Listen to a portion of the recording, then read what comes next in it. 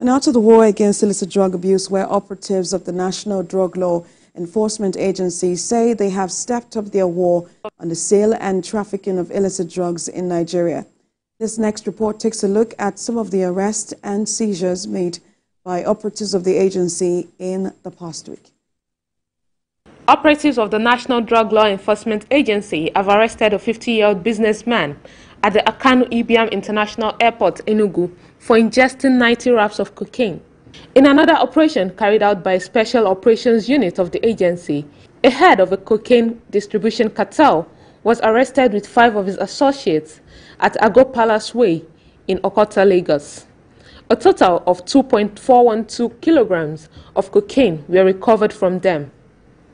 In a related development, another drug syndicate operated by a Chinese man has been dismantled by NDLEA operatives following his arrest at his hotel in Ikeja area of Lagos. Officers of the Semi-Special Area Command of the agency had earlier intercepted a 40-year-old suspect in a commercial bus going to Ghana at the Baji checkpoint along the Badagry Semi-Expressway based on credible intelligence. At the Tinkan Seaport in Lagos, NDLEA operatives intercepted 92 parcels of loud, a synthetic strain of cannabis with a combined weight of 23.25 kilograms, concealed in 2 vehicles imported from Canada.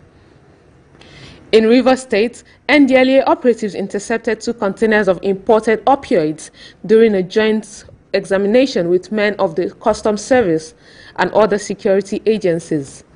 In Ekiti State, NDLEA operatives arrested a 50-year-old physically challenged woman with 286 grams of Colorado and loud strains of cannabis, while 64 kilograms of cannabis sativa was recovered at Akinyele Motor Park, Ibadan, Oyo State.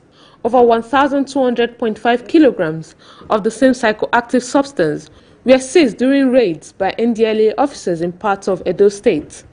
At Utese Forest in Ovia Northeast Local Government, 463.5 kilograms were recovered, while 507 kilograms were seized in a compound in Owan Village, Ovia Local Government, where 2 men were arrested. Another suspect was apprehended with 230 kilograms of the same substance at Okuje, Owan West Local Government. In Kano, 4 suspects were arrested by NDLEA operatives at Gadar Tamburawa Zaria Kano Road with 100 blocks of cannabis weighing 45 kilograms, while a 55-year-old man was arrested with 124 kilograms of cannabis at Toro Local Government, Bauchi State.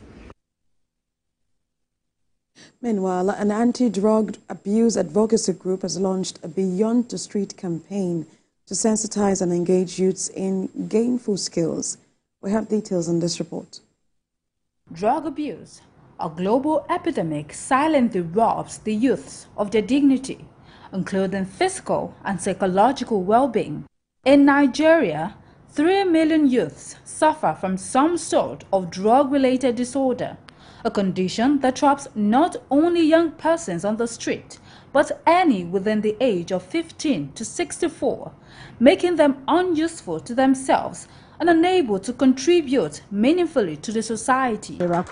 This organization has taken the challenge to re-inject young persons with empowering values by unveiling the Beyond the Street project to sensitize and engage them in vocational training. We don't just want to begin to talk to young people get out of drugs without providing an alternative.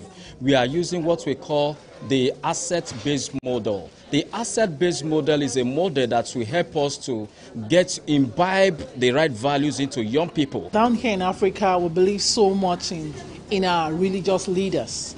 You know, the churches can also take it upon themselves to campaign against drug abuse. They can even come up with units, departments in churches that can say, okay, if you have such kind of problems, come to this unit, come to this department, they'll talk to you, they'll counsel you, they'll get you rehabilitated and reintegrate you into the society. They say all hands have to be on deck in tackling these social vices, including schools. All this should be inculcated in the educational curriculum of the schools in Lagos State and at federal level as a whole. the social studies and management, and human capacity development of all these. They are all interwoven. Charity begins at home. If each family, each parent look after their children very well and make sure that they are doing the right thing, the society will be better off. These youths, who constitute 70% of Nigeria's population, makes up its workforce, and their progress is linked to the economic prosperity of the country. By improving their productive capacity, the organizers believe the mood of Nigeria's economy will change for the better.